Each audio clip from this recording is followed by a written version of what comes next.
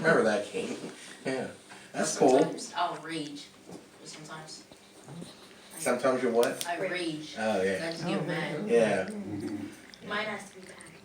Oh, I'm a fan of Pacman. Pacman, I like Yeah, Pacman too. we used to play a lot of Pacman.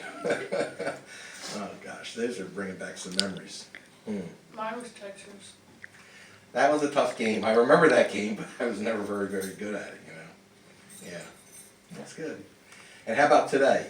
Like, some of the games that are out today, what do you, the more modern games, do you like any of those? I mean, they're all cool, but you know, very violent. Yeah, too violent. I get a little annoyed sometimes because it's like a little bit. it's like normally the games will have like chats, and if they die, they sort of rage a little too much. Like, I have siblings that are younger than me. I don't want to hear that. Yeah, I'm with you. Calm down. Okay. How long has it been? Well, how long has Bolorama been out? Like how long? Well, you've done your research on me, right? I didn't even mention Bolorama. Bolorama was built in, I believe, 1962.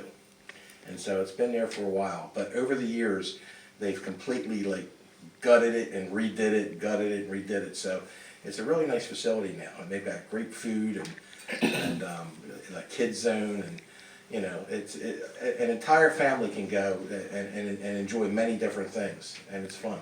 Matter of fact, I'd like to have Miss Margaret bring the group from this organization to bowling and just be my guest and just have a nice afternoon one day. We'll do that.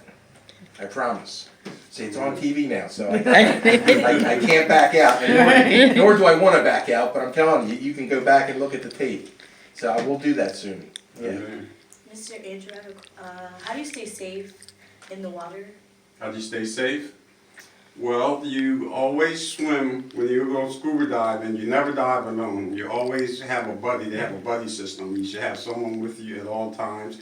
And if, you know, the sharks get a bad name, but if sharks come around, you just keep your back towards your buddy's back so you can be looking this way and he can be looking toward the back.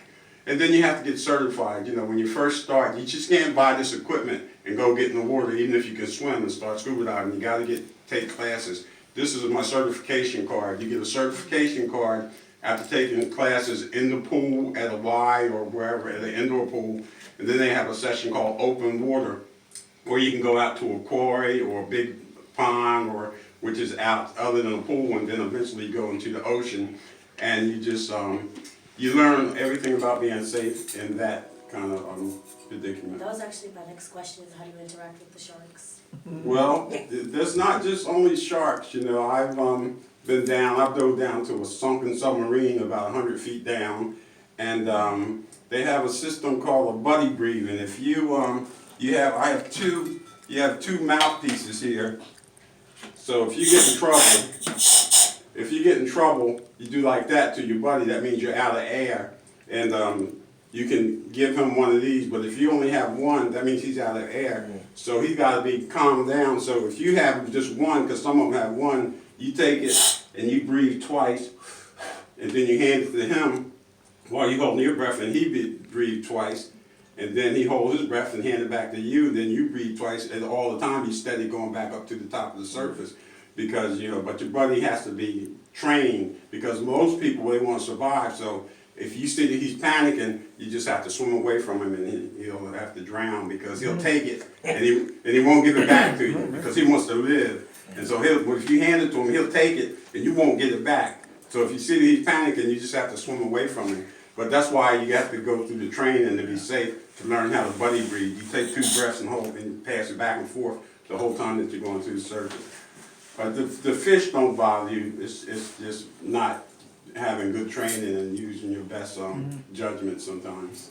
Can I ask a question? Sure. Like when you're down 100 feet, right, and say you had that problem, do you have to be careful how slowly you go back up? Because if you go up too fast, is 100 feet enough of a depth to get the bends? Yes, you certainly will bend if you try to come up too fast. Yeah. But So nitrogen builds up in your bloodstream. Yeah, because this is compressed air, and so you have to, when you breathe out, bubbles, so as long as you don't come up faster than some of your smallest bubbles, then you should be okay. That's cool, yeah.